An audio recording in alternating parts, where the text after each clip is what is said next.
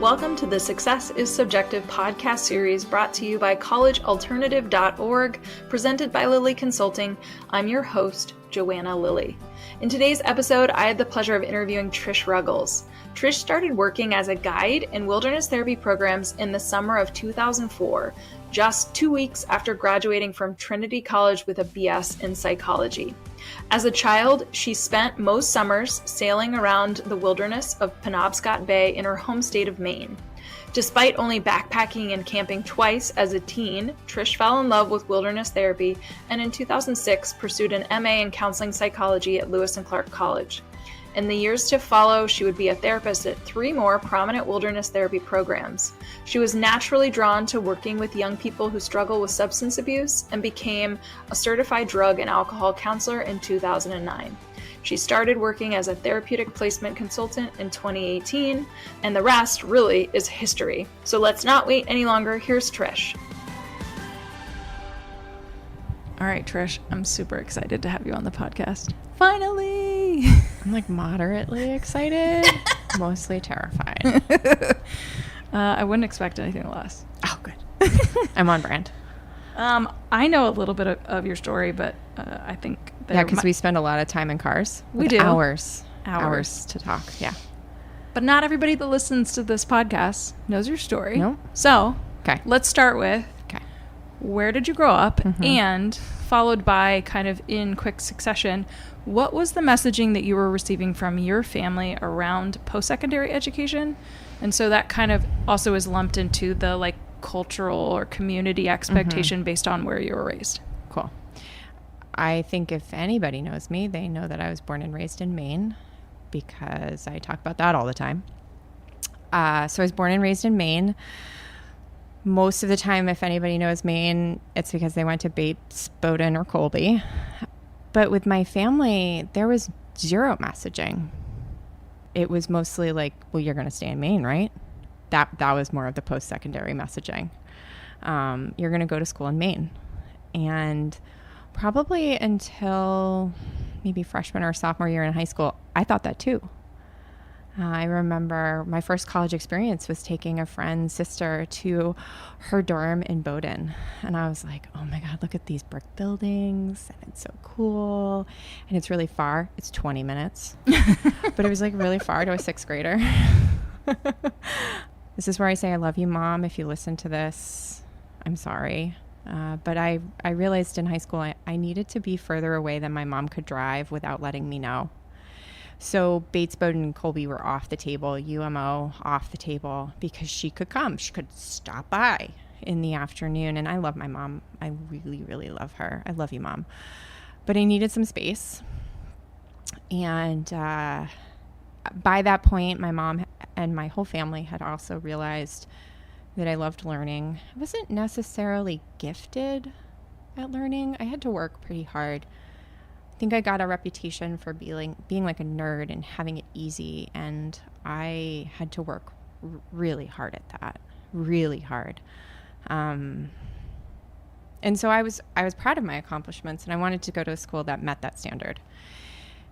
My mom saw this, and I think, again, I love you, Mom, she was trying to control the narrative by hiring an educational consultant. And that educational consultant interviewed me for like an afternoon, did all kinds of little assessments and like questions, and came back with a list of schools to look at that she felt like I could get into and that I would like. And that's sort of the messaging that I got around college. And I think that answers most of your first question. I'm not sure. Did I? Yes. Okay. Well, so let's just kind of roll with that then, because you kind of teed us up to like you're working with this professional who, after getting to know you, narrows it down, which we'll talk more about similar positions in the future of this conversation. But for now, where did you actually end up going, if you want to be specific? But more importantly, I'm going to go out on a limb and make the assumption, mostly because I know you, but also because even just based on how you've led this conversation, we know that you were going to college. So talk about that experience enrolling in school. Yeah, so I looked at the list. I did the college tours. I applied. There wasn't a common app. I'm that old. There wasn't a common app. I applied to every single one. I did all the things. I wish people could have seen your face. You were like, really, I'm that old. You're not that old, but stop. Keep going. I did early decision, which really meant if you got in, you were committing to going. You were a sure thing. And that was for Trinity College in Hartford, Connecticut. And I got in. And it's so sad sometimes to look back and know what I know now and think when I opened that letter that was somehow like the greatest achievement of my life. I'm sorry, Trinity folks. Camp Trin is what we called it. It's awful. Their mascots were the bantams, which are basically roosters. Or you said explicit, cocks. We called them cocks.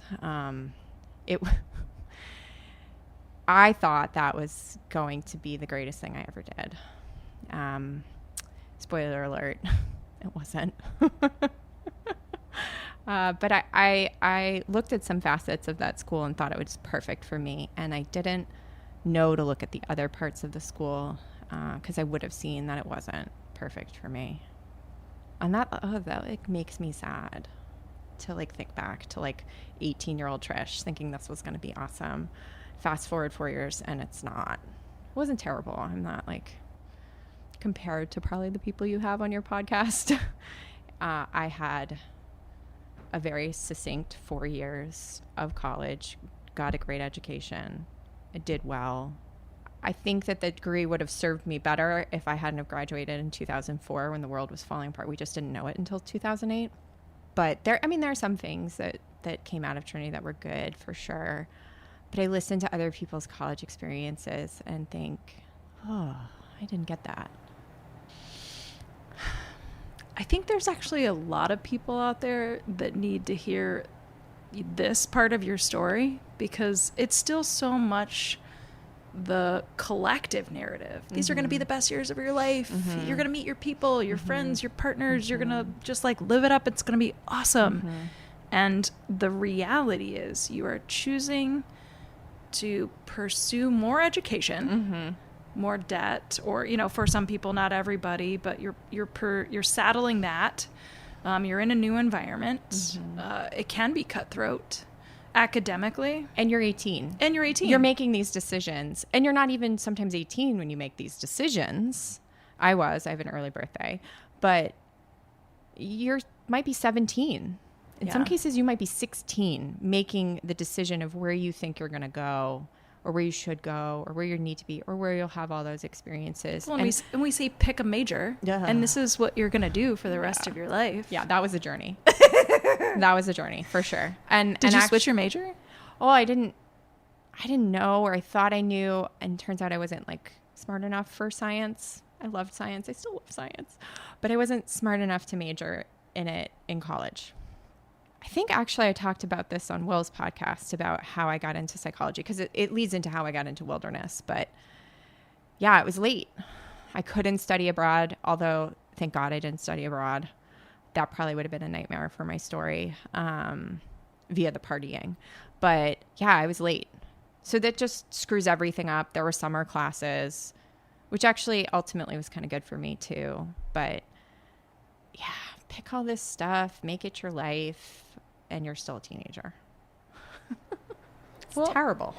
So college was less than mediocre. You got through it. Yeah. You earned a piece of paper. It's got your name on it. Oh my God, the saddest day. The saddest day was my graduation because I was sandwiched between these two guys. One was totally messed up. I'm like, look, dude, I love to party, man. This was back when I used to party. For those of you who don't know, I'm sober.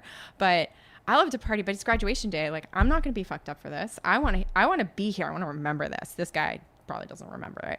And then I'm sitting next to another guy who's been in school for 5+ years at Trinity, just like coasting through life. And I had this bone chilling moment where I was like, we're getting the same degree in the like successive order. Like, you're going to get it, then I'm going to get it, then you're going to get it.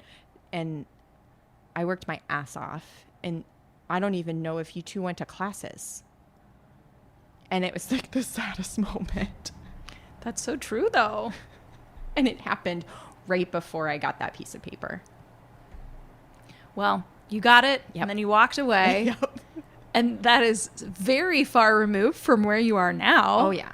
But I do love that part of your journey, because I mean, I've heard you talk a little bit about your experience in college before. And so knowing how unpleasantly impactful that was, but it set you up for a lot of the employment and other educational experiences you had. So let's dive into that. Okay.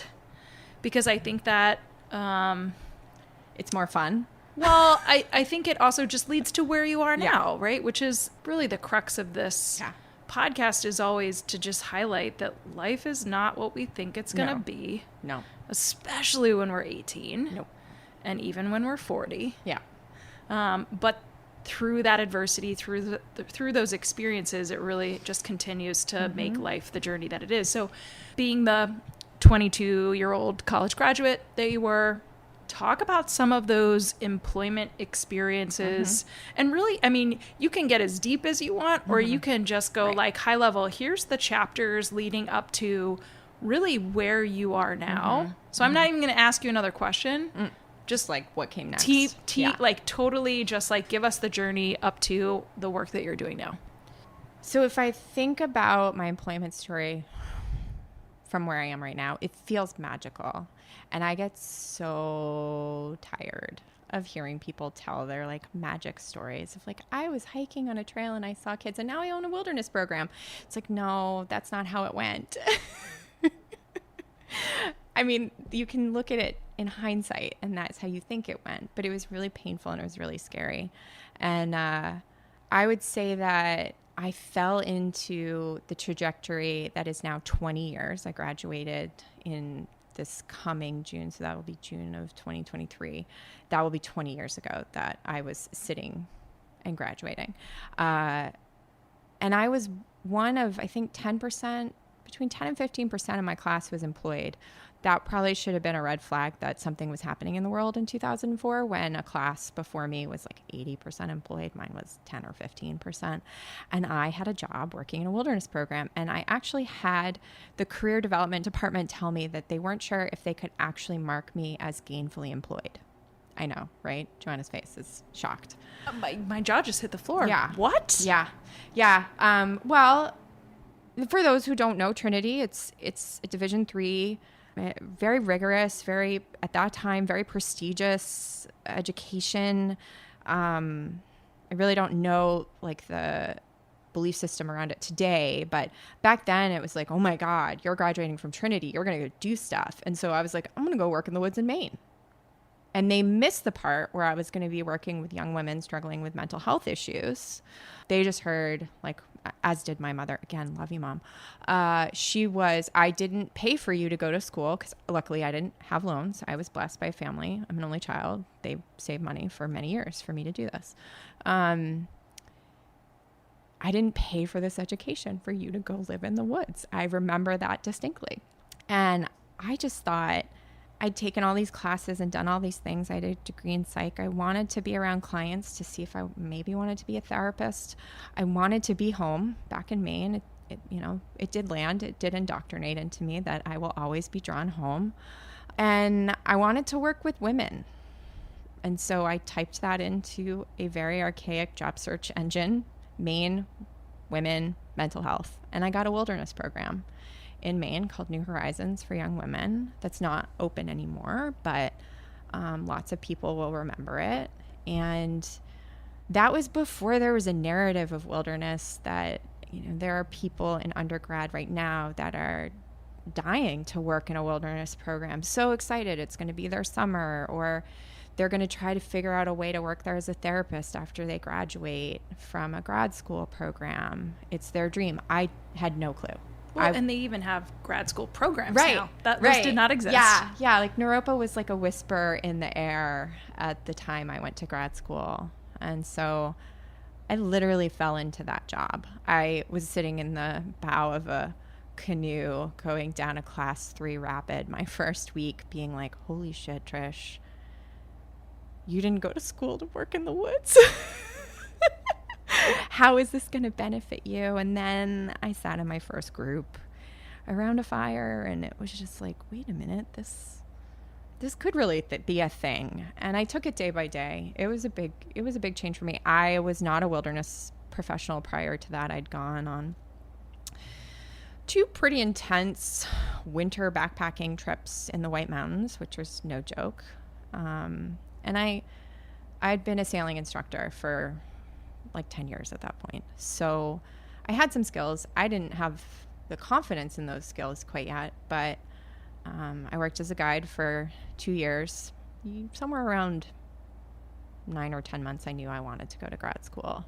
And this time I was like, I'm going to go far, far away. I think this is probably, I'm going to guess this is your favorite part of my story, because I make a truly informed decision about adding to my education, and I know where I'm going and I know why I'm going there, and I had a great experience, right? Like, I can see your face. You're like, I like this part of your story. I think I resonate with it because my family was also like, why are you leaving? Yeah. And I was like, I'm going to Vermont, and then I'm going to go to Wyoming. And they were like, what? Yeah. Yeah. My parents only tolerated like some of my journey and fought pretty hard for the rest of my journey. And this was probably one of the hardest fights. And I don't know, like maybe Candace will listen to this or not, but she's another Maine girl. She's a year older than me. She was working in the wilderness program that I was working at. And she suddenly was like, I'm going to, resign at the end of this year, and I'm going to go move to Alaska. And I just thought, wait a minute, what? Like, you're even more of a Mainer than I am. And you're going to go all the way to Alaska? If you met Candace, you'd be like, oh, she's way more than a Mainer than anybody. Like, she's the ultimate Mainer. And she did. And I thought, well, if Candace can do it, I can do it. And that's when the idea of going away to grad school was born. And nobody needs the details, but my family was really upset. And I looked at schools in Washington, Oregon, and Colorado. Colorado was way too sunny and hot and elevation. And when they were like, we have 300 days of sunshine, I was like, that sounds terrible. And so I went to Portland, Oregon. And was very happy where it's rainy and gray 300 days of the year. You get sunshine for 3 months. It was perfect. And I had learned from Trinity that I had to look at the people. So that's my greatest advice to anybody going to college, whether you're going to go right after high school or you're going to go in your 40s, is when you go to tour that campus, it sounds superficial, but it's really important to look at the people and maybe even eavesdrop on their conversations. Take a couple classes, sit in the back if you can, just listen to the people and think if you can see yourself being in those conversations, in those circles. Can you even tolerate them? I think if I had done that at Trinity before I enrolled, I would have found very clearly I didn't fit.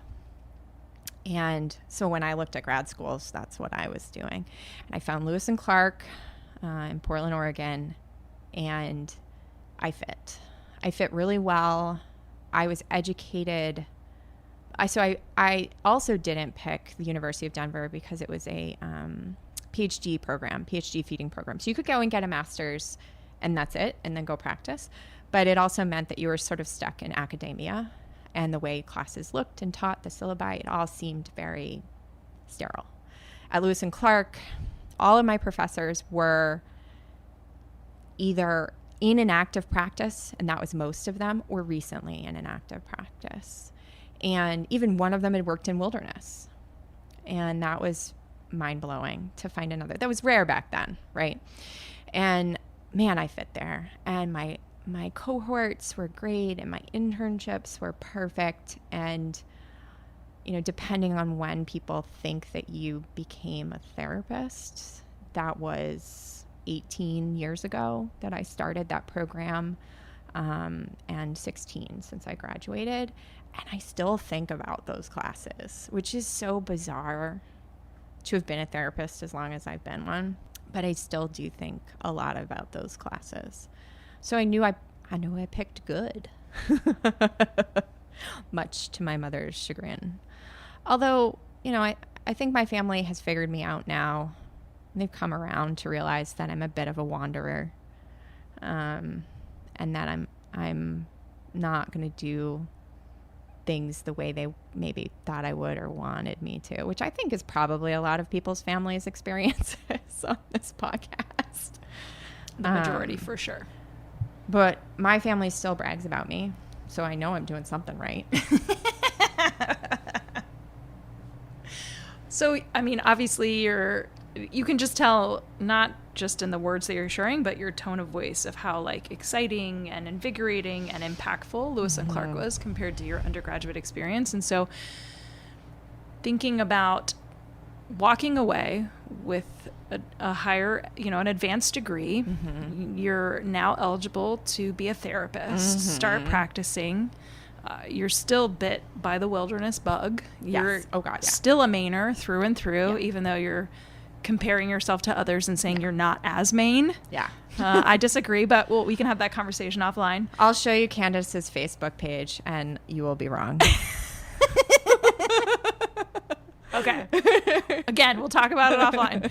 So talk us through still some of those, like now you have another degree. You go back to school. It's a very different experience. You're still really young in your early adulthood, but now you've got a clearer path where you want to go. So again, kind of talk us through the journey of some of those experiences you had leading up to the work that you're doing now. So I graduated from Lewis and Clark. I would have been 26. This is also, 2008. So I entered like the field at these two interesting points. The world was starting to slow down in 2004. And then I graduated with my degree and started working in August of 2008. I wanted to go back to New Horizons, but they didn't have a position for me. So I ended up at this place, which is, I describe it as the feather in my cap. The experience that if I had to, and I'm so sorry to all the other places I've worked, if I had to forsake all of the other jobs and only have had one experience, it would have been working at Catherine Freer. And I was able to stay in Oregon, and I was able to work, it was like a 2.5-hour drive down to the main office. This was a wilderness program. When you were on, and when you were off, you were off. So I didn't have to make much of a commute per se. But I would work 21-day treks. And they started all together and they ended all together. And you would be in the office for a day or two before and a day or two after. So essentially you were working 25, 26 consecutive days. And then you might have, I think the longest break I had was 7 weeks off. Very intense experience. Also very intense to have that be your first therapist experience, because they talk a lot about self-care and boundaries. Well, how do you do that when you live with your clients in the remote wilderness of Oregon, Washington, or Northern California? And when I say Northern California, I'm not talking about the Bay Area. I'm talking about the mountains just over the border of Oregon.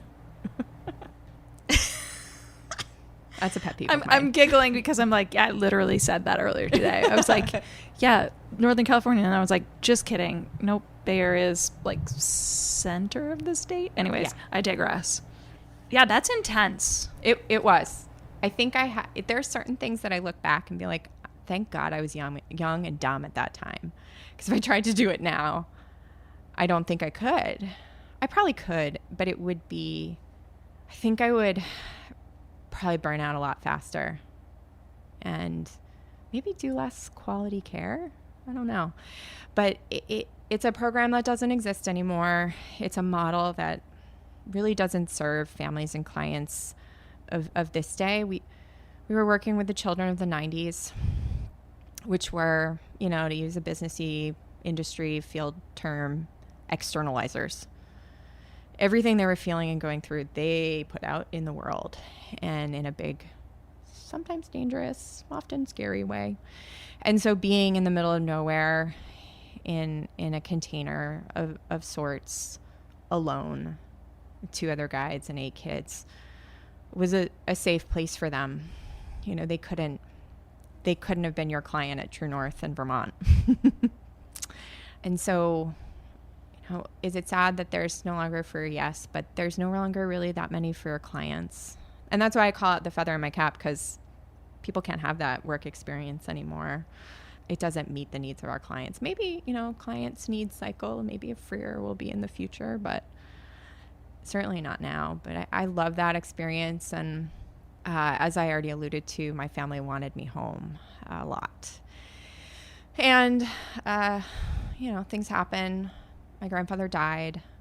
I was constantly traveling home for mandatory family outings, which we call MFOs.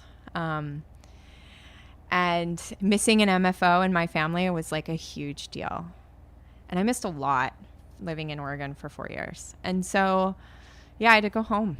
And I thought my career with wilderness was over. I actually applied to a lot of wilderness programs in this period of time on the East Coast. So if you work in HR and wilderness program, you should check out those folders, because you totally missed out. There might be a statute of limitations, though. But still, they totally missed out. They could have hired me in, this would have been like 2010. A program did give me a chance, also closed. So in a hiring process for the last wilderness program that I worked with, it was sort of pointed out that it might be dangerous to hire me because all the programs that I work for had closed at that point. So spoiler alert, Summit Achievement is still open despite me working there. But I worked before Summit. I worked at ALE, or Adirondack Leadership Expeditions, which was in the Adirondacks of New York, in the middle of nowhere, to which I thought my mother would be happy with, because there's just 2 states in between. She was not.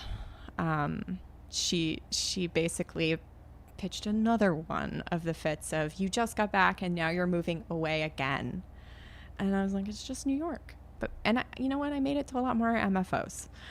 But this was more your traditional, like, talk on the phone with parents.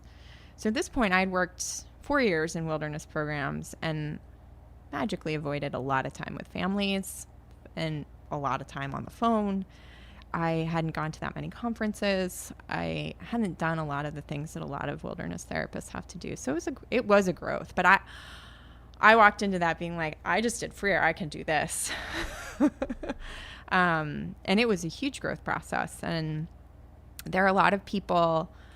There's some people left from Freer. There's only one person left from New Horizons in the industry, but there are a lot of people I worked with at ALE that are still sort of sprinkled around the country at other programs. And that was also a CRC, formerly Aspen program. So there was a lot more. There's a lot of downsides for working for, I always said we worked for the man, but working for a publicly traded large conglomerate, company. There are a lot of downsides, but there was also a lot of upsides. We got exposure to each other. We did a lot of trainings with each other. We did staff exchanges. We traveled together. So I even know a lot of people that worked in other programs at that time still. And so I built a lot. I would say a lot of my consulting connections started to form back then. And, I'd had networking explained to me a lot. It's like viscerally I understood, like, oh, networking, you need to meet people. But seriously, people network, meet people, talk to people, get their contact, like business cards. Even if you don't have business cards, even if you don't have a job, you don't know the person you're going to meet on the train could be a resource that could lead you to the next job that you're going to have, or the next person that's going to lead you to the next job. That's networking. And I started doing the networking I needed to have a consulting practice all the way back in 2010, all the way back in the middle of nowhere Adirondacks, because a lot of those people I worked with are the people that I called when I said, I think I want to be a consultant. What do you think? Do you think I'll be good at it? And they also gave me, mostly their program people, so they gave me a lot of hints, things that helped me understand what I was getting into and how to conduct myself in a way that would convey, I am a trustworthy consultant for you to refer your clients to. And it was crucial. And those were people I started meeting at ALE. And then when I moved over to Summit, so ALE closed. So that's the only program I was actually at when it closed. Everybody else closed after I left. ALE closed in 2013. And my mom doesn't listen to podcasts. I keep telling her to, and she won't. I don't know why. People will tell her, oh, I listened to that podcast with your daughter. It was great. And she'll be like, oh, yeah, I loved it too. She's never going to listen to this. So I can just keep talking shit about her. But she was so excited because I had to move home. My program closed. My job had ended. By the way, I decided to hike the 100-mile wilderness instead of moving home. So for those don't know, that's the last 100 miles of the Appalachian Trail, largely considered like the hardest of the entire journey because you can't get off trail really easily for 100 miles. And did that for 10 days instead of moving immediately home. And still one of my most treasured experiences because ALE was hard. Like I alluded to, working for the man was hard. And the clients that I had there were still externalizers. They were still running away barefoot during a rainstorm at 2 a.m. in the morning. You know, it was a lot. And I was burnt out. And so to go in the woods for 10 days sounds like such a cliche by myself to reconnect with myself. I'm like laughing at myself. But it was truly what I did. And I was like, I'm never going to work in wilderness again. Like, this is it. I have to like get an office job. Also, you know, I got unemployment for a little while. It was the fall. I was like, I'm just going to keep looking and try to figure this out. I guess I'm going to live in Maine and move in my childhood bedroom while I figure stuff out. It was awful, but it was wonderful at the same time. And I didn't know it then, but I was just healing from a lot of paratrauma, unavoidable paratrauma in wilderness. You know, it's just going to happen. And then Nickel Ernst from Summit Achievement, he always says, I had to convince you to come even visit Summit and do an interview with me. Because I was so skeptical. I was like, you're going to ask too much of me. This is going to be too hard. I'm going to have a terrible experience and have to quit. Because I realized at that point, like I was burnt out at ALE for probably about a year in a pretty significant way. And I was like, I'm not going to do good if I go back to wilderness. And obviously, because I talked about working at Summit, he did convince me to go up there. And I was like, this is different. These are different clients. These are different people. It's not easier. Summit gets a rep as being like, I remember, I'll own this, calling it a cupcake wilderness. I know. Joanna's face again, shocked. Speechless. My jaw just hit the floor. Trish, how could you say that? Of course, how can I say what that? I would say, just to clarify, because you mentioned like not my clients at True North. I worked at True North, which we'll talk about later. I also called that a cupcake wilderness. Well, I'm because sorry. because at the time we had the internalizers. Yes. So to your point, a very different client. Mm-hmm. And at that time, a smaller population. Absolutely. So, yeah, if they weren't biting, hitting, spitting, kicking, running away naked, they were easy in my eyes. I know. It was a rough couple of years that I worked in wilderness. It was actually a rough, 6 years. But no, these really, and then damn it, Will White. Anybody who sat in a room with Will White for 5 or 10 minutes wants to spend 5 or 10 hours, 5 or 10 weeks, 5 or 10 years. They have one of the highest staff retention rates. Nickel now as a co-owner, I think, has worked there over 15 years. So, of course, I wanted to work there. And I left with a job offer and bam. And to this day, I'm not blowing smoke up their skirt or anything here. It's the healthiest environment. And yeah, they'd been through, every place goes through the same things. They have the same challenges. Every program just handles things differently. And they handled things differently. And they were some of the healthiest years of my career that I had, I just realized I had no life working in wilderness. I went to work, was there for long hours. Even when I wasn't there for long hours, it was always a long drive. I'd get home and I wouldn't want to do things. I didn't have any friends that weren't freaking therapists. Do you know how unhealthy it is to have 2 therapists, let alone 4, have a conversation over brunch? Like, it's some of the darkest and twistiest shit ever. Like, if you're a therapist out there, get a friend who's not a therapist immediately. It's the healthiest thing you can do.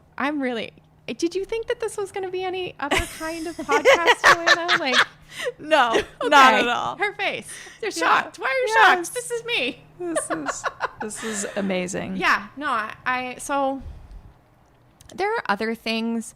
Part of that journey, some people will know, some people won't, but it's not something I publicly talk about, and it had nothing to do with me or Summit, and it just was an experience, and I needed to quit.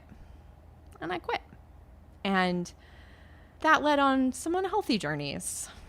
And I don't really want to talk about those either, because that would be shit-talking people and programs, and I don't need to do that, and maybe even cut that part. I don't know. But they were unhealthy for me too. So it was so awful. I always say that Summit, Will White, Nickel, they ruined working for people.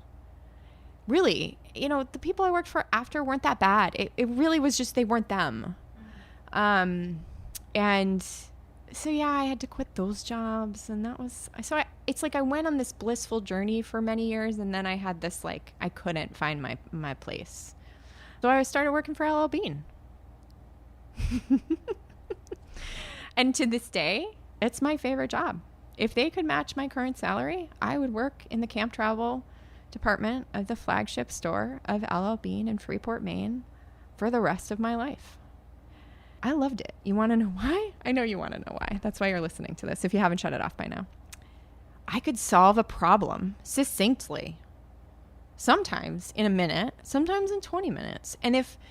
So this is the cool thing about LL Bean is they trained you that even if they didn't have the product, you had these computer terminals in the camp department to help people find the product somewhere else. I was allowed to call Walmart and ask if they had mantles for a Coleman lamp from LL Bean. What retail store does that? So I was solving problems every day. What therapist out there can actually say they solved a problem ever? So it was really fulfilling, and I really loved it. And obviously, as a Mainer, I loved working at LL Bean. And of course, they wanted, to promote me and all these sorts of things. And I was like, well, here's sort of my competitive salary. And they're like, oh, no. I'm like, yeah. Which was a bummer, but around 8 months after, I realized I had to get back in the field and, like, tried the coaching thing and, like, wasn't for me. And then I don't know if you want me to keep going, because I'll get to today, but well, you're right there. You're yeah. right on the cusp. So yeah. Take us over the cusp. Yeah, like there is actually no path to become an educational consultant. You out there listening right now could say, I'm an educational consultant, and guess what? You are. You are. You might not be a very good one, but you are. My path, everybody's path is different. Yours still blows my mind, by the way, girl. That you were just like, I'm going to do this. Blows my mind. Scares the shit out of me that you did that. And I wasn't even you. I still get like heart palpitations thinking about what it must have been like. And we've even talked about what it was like, and it still scares me. So brave. I was calling around looking for jobs. I was thinking maybe admissions, something I could do remotely. I'd made normal friends at this point. I had friends that would talk about their husbands being bipolar, and I'd be like, yeah, his mood fluctuates in ways you don't want it to. He's so bipolar. You don't even know what bipolar is like. You would really actually hate life if your husband was an unmedicated manic depressive person. But yeah, he's bipolar. I loved normal people, friends. They were really good for my soul, and they still are. Like, they're still some of my favorite people out there. And I wouldn't have met them if I hadn't quit and blown up my life as a therapist. But anyway, I was calling around. I was like, I have this life. I want to stay in Maine. It worked. My mother won. And I don't want to live in the middle of nowhere. I want to have these friends. I was falling in love with Portland again. I was liking being able to go to Boston. I wanted to stay somewhere city-like. And I was calling around, and the best people, you know this, I know this, drives me crazy. The best people to ask about jobs in our field are consultants, because they're constantly talking to programs. And I probably once a week get asked, hey, do you know someone who would be looking to work in admissions, marketing, therapist, whatever. So I was calling consultants. Most of them said, yeah, I don't know. And then I would say, like, do you have any work for me? I was thinking, like, I have good executive functioning skills. I could organize stuff. I could make calls. I could do your database. I don't know. Like, I was like, I want to get back into this community somehow, and I don't want to be a therapist. And I was also petrified of being a private practice therapist. That scared the shit out of me. Being in a room all day by yourself, because even though you're with clients, you're by yourself. Be real. Those are not people for you. You're a person for them. They're not there for you. So you're alone. And I didn't want that for myself. So I called this guy named Ben Mason. And he's like, I don't know about any jobs, but what do you know about recovery? And I was like, well, hey, it just so happens I'm in it. Which at the time wasn't something a lot of people knew.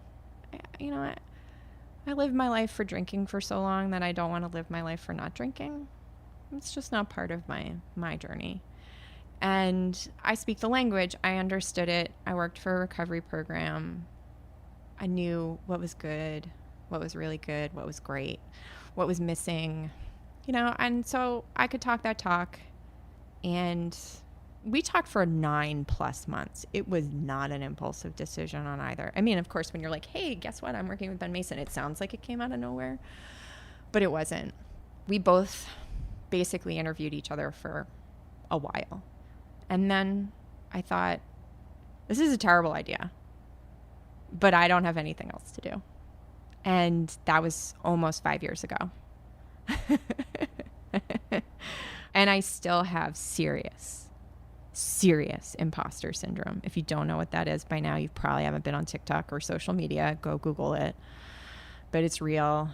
And I think it's probably years of working with consultants that I still don't truly accept. We were in a room today full of consultants that I worked with for a decade on the other side, and I still don't put myself in the category of them. I'll give a shout out to Maureen Brennan. I still sometimes think like I am not her equal. I'm not the same. But we still are on a text chain with a bunch of other consultants and like provide advice for each other. So it's still a struggle to believe that I'm doing a good job, or that like it's not deserve, but worthy of calling myself a consultant. And like, I know that's wrong, but it's a wicked hard job to know if you're doing a good job.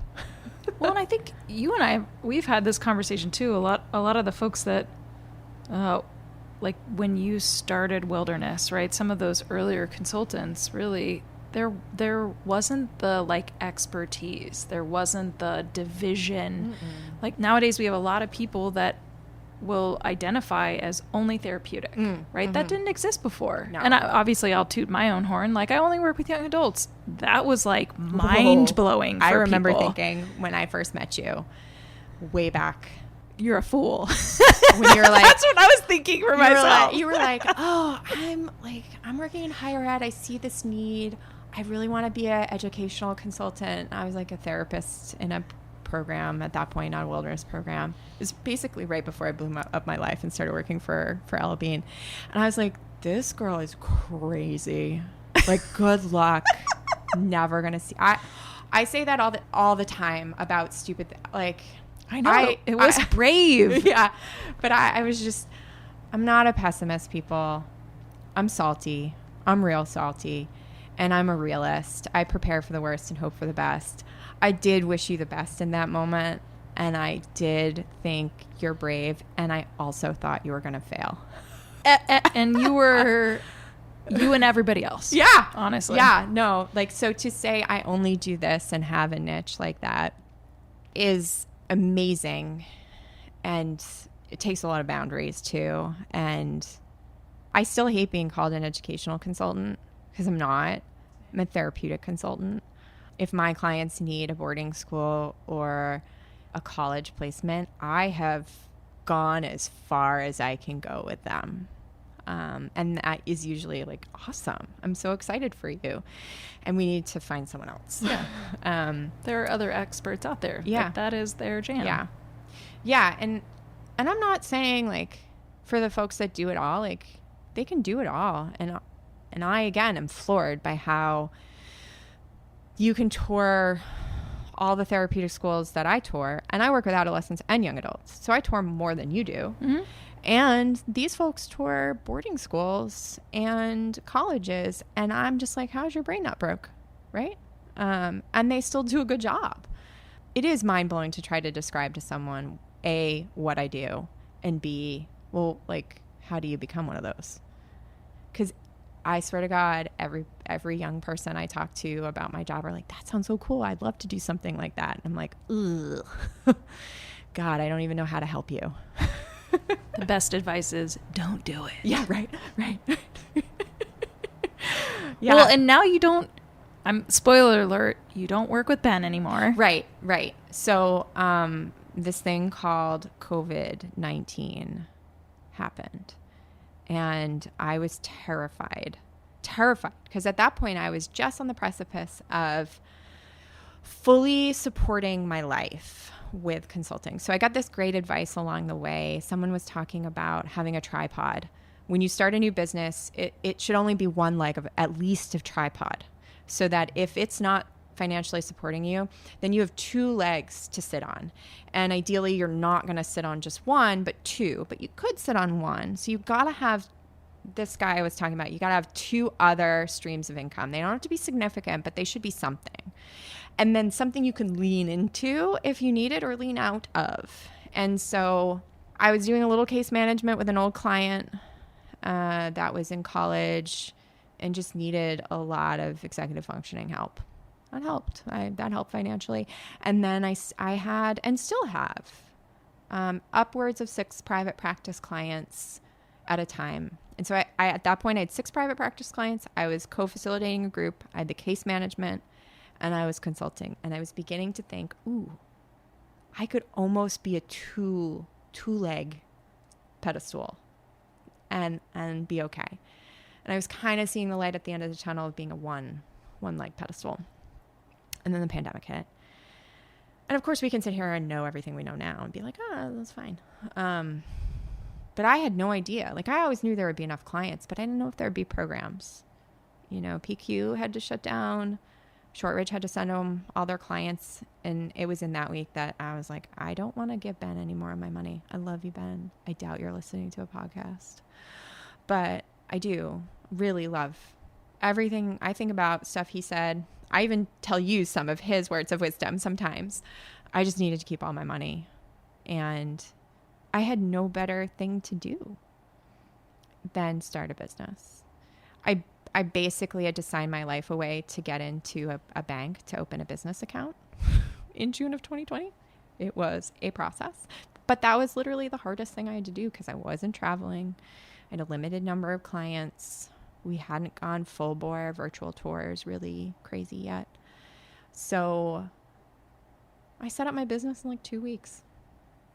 It took me 1.5 years to get business cards because I didn't need them. But everything was really kind of buttoned down in 2 weeks and split amicably, I would hope. And sort of shockingly and surprisingly, have pretty much whittled myself down to consulting and 3 private practice clients, largely because I still want to justify saying I'm a therapist, right? I'm a practicing therapist. I have 3 clients, but I'm a practicing therapist. Everybody tells me, not everybody, but a lot of people are like, oh, that won't last. You won't have enough time. I'm very picky. So I pick clients that are stable. They don't need me every week. They're not going to go into crisis. that they could sit down in front of you and tell anybody what they're working on with me and why and where we're going. And I'm there for the ups and downs that inherently happen in their lives, but I'm not crucial to their survival. And I'm very picky because my lifestyle is not one that can support a high needs therapeutic client. I would be doing harm. So I would say I'm a one-legged pedestal at this point with like some sprinkles with my 3 private practice clients. All right, so I'm going to ask you this question because I ask all of my guests. Ooh. Do you see yourself as successful?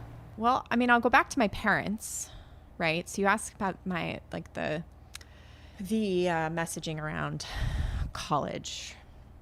I never really had any, but I did have a lot of messaging around finances and being self-sufficient and independent.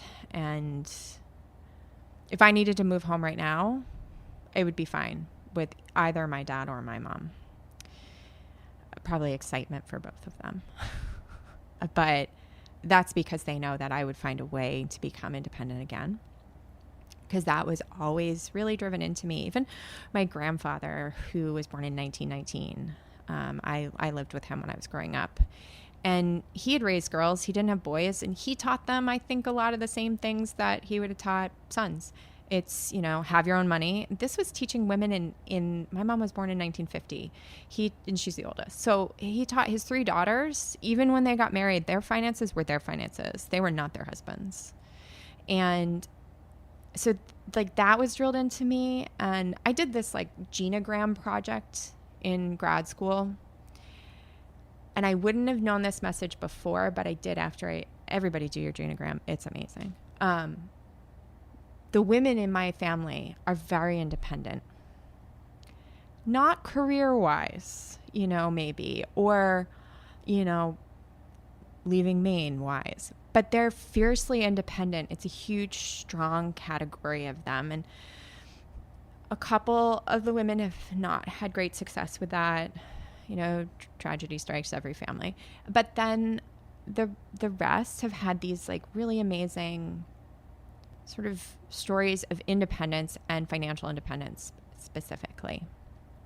And so that was a message that was drilled in of like going back to my grandfather, like always have good tires. You can never pay too much money for tires, and tip people well, and like those are messages that I was constantly getting as a child. Have a nice car, but always have a savings account. Go on a trip, but not one that's too crazy. Usually one to see your grandmother in Florida, right? But these were messages. So in regards to what I was shooting for as a child, which was to be financially independent, to have a savings account. I've always had savings. Some better than others in timeline. But I would say that makes me feel successful, is to be able to pay my own bills, to buy a home, support a home, which is my only debt, which is amazing to me. I don't have dependents, but I take really good care of my cat. And I can help my nieces and nephews. So I am an only child, but I have a step family. And so I can help my nieces and nephews if they need it. I can help my cousins' kids. I can take them on a trip if I want to. So those are some of the things that I think cue me into financial, to success is the ability to take care of myself. Like I said, with imposter syndrome, I still struggle with general career success. I think another measure of success, maybe this is more of my social insecurity, is when I get asked to do things. So ooh, you asked me to do a podcast. I must be successful at something, or I'm just really funny. I don't know. And both, yeah. Or being invited to tour a program. They don't have to tour me. Having people be excited to see me at a conference. Ooh, I'm presenting at YADA this year, and being asked to do that, or coming up with an idea that's interesting enough for people to attend, that feels successful. That I'm still contributing, right? I do not put any success in my clients. That is dangerous. Like, danger, danger. Anybody out there listening that doesn't know what I'm talking about, do not ever, ever wrap your self-worth up in the clients of a mental health or substance abuse program. Because if you ride the coattails of their successes, you have to go down with the ship with their struggles and failures. And that is so dangerous. So that might be another reason why I can't answer the question with success as far as my career, because it's so closely tied to the struggles and successes and work of clients going through some serious stuff, and some families and things like that going through serious stuff as well. So maybe that's a reason why I avoid that topic. But I sure felt successful at LL Bean. You, according to what you shared, you were successful. Yeah.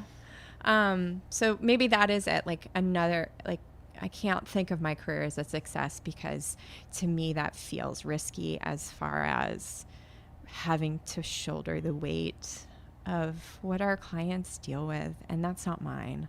I can be there for them. I call it detached empathy. I'm here for you. I feel it with you. I'm going to help you. But actually, I'm not feeling it. It's not mine. You know, I can't take any of it with me. I learned that early on. You learn that. Everybody learns that eventually, but maybe if you listen to me now, you won't have to learn it the hard way. Well, and I think that actually leads to the next part, because you have like peppered in some really quality nuggets of advice throughout this interview. So I'm going to just challenge you to come up with one more. If you have one more piece of advice, I think it's more specific. Like let's like dive in. If it is a young adult, whether or not they have a college degree, but they're kind of on this roller coaster of an employment journey. And here we are actually on the precipice of another kind of economic downturn. So really for young people that are just generally really scary times. Right. Oh, yeah. Seriously. So if you could give any piece of advice to that person that is like on that journey, what advice would you give them? Everything's going to be fine. It always is. Like literally. Everything is going to be fine. It always is. I challenge you to tell me something that's happened to you, person out there listening, not Joanna. Person out there listening, I challenge you to tell me a time that something went wrong and it didn't eventually work itself out. It maybe didn't happen as fast as you want or the way that you want. But it always is fine. Everything's going to be fine. It always is. I started saying that to myself in wilderness because it was true. Like every problem can be solved, you know, save for like loss of life. And even then people can be brought back, you know, limbs can be reattached. Like everything's going to be fine. It always is. And stick with it. It will be fine. And wear sunscreen. Seriously. You just had to slip that in there, didn't you? Yeah, no, it's crucial. Wear sunscreen. No, I mean, you know, I think another thing I think about as far as advice for a young person is, look, you don't have to see a therapist. You know, you don't have to do those sorts of things, but you do have to understand what self-care is. And it's not self-indulgence. It's not the 6 hours of Netflix that you want it to be. It usually involves a little bit of discomfort. You know, maybe going to the yoga class where you don't know anybody. So maybe you're going to build a community there. Maybe you're not. But like having some form of self-care is crucial for anybody, no matter what field you're in. And the only field that I know that teaches a class on self-care is counseling. But I think everybody needs it. But it's tricky because it can become self-indulgence. It can be like, oh, I deserve this. But actually it's, I need this. I need to physically move my body. I need to talk to somebody. I need to get out and socialize. I need to study. I need to have order to my life. No, that feels kind of rambly, but I'll stick with everything is going to be fine. It always is. So I think that, I mean, I don't have to say much right now other than I think if folks have made it this far if they've listened all the way through. This has been entertaining though, right? This is like you're a fly on the wall listening to two friends who are really, having a good time. They see how genuine you are. They also see how salty you truly are. So and humor is good. I'm holding it back, folks. It could be so much more. It could be. Yes, you certified by I have seen Joanna. I have seen it. I have heard it. I can confirm.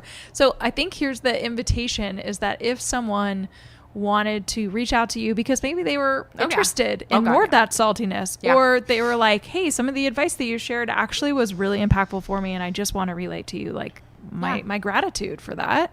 Or if they have questions, Trish, help me, what do I do? I'm on a similar kind of employment trajectory as you, like give me more advice.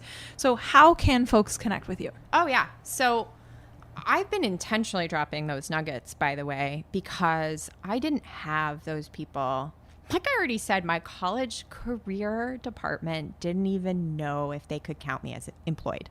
So you can tell how helpful they were, right? Nobody really knew what wilderness was. I was just swimming through the wilderness and just literally finding these things along the way with a lot of pain and suffering.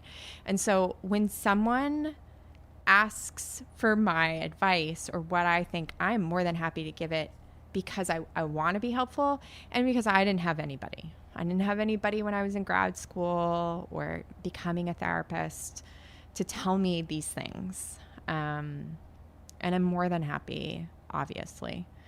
So I have a website that has all my information. You can even submit like a inquiry, little like enter your name, enter your message, and it comes right to my email. So you don't even have to memorize that. So it's the name of my company is Pathfinder Consulting. And my email or website is pathfinderconsults.com.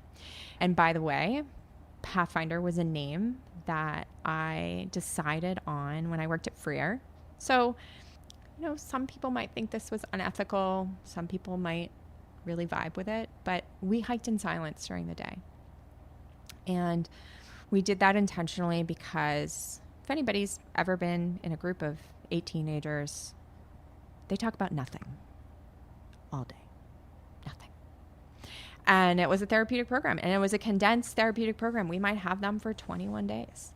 So we hiked in silence. And that was so that you were stuck with your thoughts and your feelings, and you were primed and ready to talk. So no group was wasted at Freer, because when we got together, we talked. Well, it also meant that the staff were in silence. So I had a lot of thinking time out there. And part of me was anticipating a point in my life where I wouldn't be doing this, and I would probably need to be in a private practice. I didn't know that I was going to be afraid of that. So I just figured, well, this is what happens to therapists. They retire from wilderness and they go into private practice. And I was like, I got to have a cool name. I'm going to say this, and it is really salty, and I'm not going to edit it out, which is I wasn't going to name it after myself, Joanna Lilley. Oh, I didn't actually see that coming, but that was... That's why I did the long hindsight for me, whatever. Yeah. Branding, it's a thing. But I thought, I want something obviously meaningful to the work that I'm going to be doing. So something that would draw a client in. But then I also was like, I want it to be something that sounds cool. And I want it to be related to my world. And so, a couple of silent hikes later, I was like, Pathfinder Counseling. And I just rebranded it like a decade later to Pathfinder Consulting. And it's really strange to tell this story, even though I do tell it a lot. People are like, oh, where'd you work in wilderness? I tell that story a lot. But to tell the journey of actually how I got from each one to each one to each one is a little surreal, because there are things, if one thing had been slightly different, or, one class I took. Okay, so I talk shit about Trinity, but I legitimately wouldn't be here without it. If you've ever been to a presentation that I've done, I would not be able to present. In high school, was the quivering lip girl who was petrified of public speaking. By the time I got through Trinity, I could talk to a room of 100 people, no problem. And so like I talk shit about it, but there are some things that, again, like without, I would not be here. Something slightly different. I think even like economic downturn, if it hadn't happened in 2004, they had recruiters on campus in the years before when I was there, actively recruiting for really awesome jobs, really high pay, really cool places. And I might have fallen in that trap. So there's a lot of things even in the struggle that led me here. So in some ways, it's like Pathfinder was more about me finding my way than my clients. Like I don't have very many clients that are like, oh, it's such a cool name. No, they're in crisis. They don't give a shit. But to me, it's very, very meaningful. And so if you do go to my website, pathfinderconsults.com, almost, I would say 2/3 of the photos on that website are pictures I took in wilderness. So yeah, it's definitely a journey. I think it's culminating in this. I don't see another iteration of my career in the future. But it could be. I mean, we can do this job for a long time. People do this job for a long time. On and off. You can choose how much you want to do it or how little. And we're young. Yeah, we are. Yeah. I have images of us in our 60s. So that's like 20 years. And we're still traveling and we have gray hair. And maybe I'm getting there right now. I know. They're your sparkles. They're pretty. But I see that for us. And I love it. And I think other people who know us will love it too. But yeah, I have learned not to speak in finite terms because the universe comes for you hard. Or it's come for me when I've spoken in finite terms. So I can't say that this will be the whole of my career, but for right now, I don't see myself changing. I love being my own boss. I don't know about you, but I love being my own boss. And I'm pretty good at it. I'm a tough boss, but I'm a good one. And no, tell her she needs to give you more vacation days. Yeah. That's a hard one.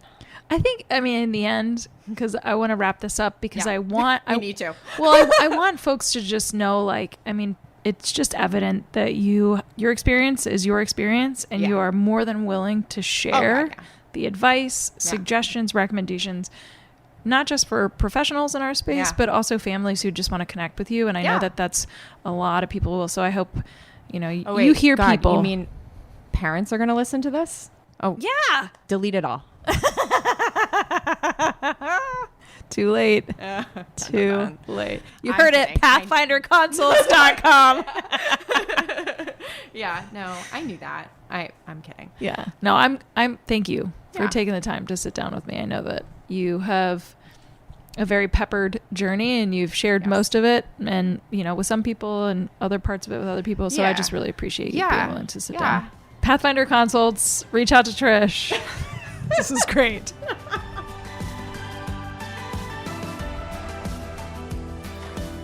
That's it for this week's Success is Subjective episode. I want to thank my guests for joining me on this week and for being willing to share your journey. This podcast would not exist if it wasn't for people such as yourself. Stay tuned for the next episode where you can bet it'll be another amazing human sharing their personal story with the world. Make sure you check out the show notes where you will find contact information, website details, and all social media for our guests. And also put a face with a voice by accessing their interview on the newly formed successissubjective.org website. If you're interested in being a guest on the podcast, you can email me at Joanna, Joanna, at successissubjective.org.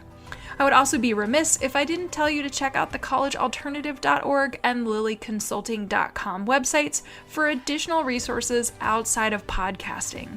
If you're listening to the show on Apple Podcasts, please do me a favor and subscribe. And while you're at it, feel free to leave a review. You can also download to listen to Success is Subjective on any other popular podcast apps such as Amazon, Audible, Google, iHeartRadio, Spotify, Stitcher, and TuneIn Radio. And last but not least, Success is Subjective is listener supported, made possible by me and by you. You can show support for the continuation of this podcast by donating on the successissubjective.org website. Thank you for tuning in, and remember, there is no single path through life. Success is what you make it.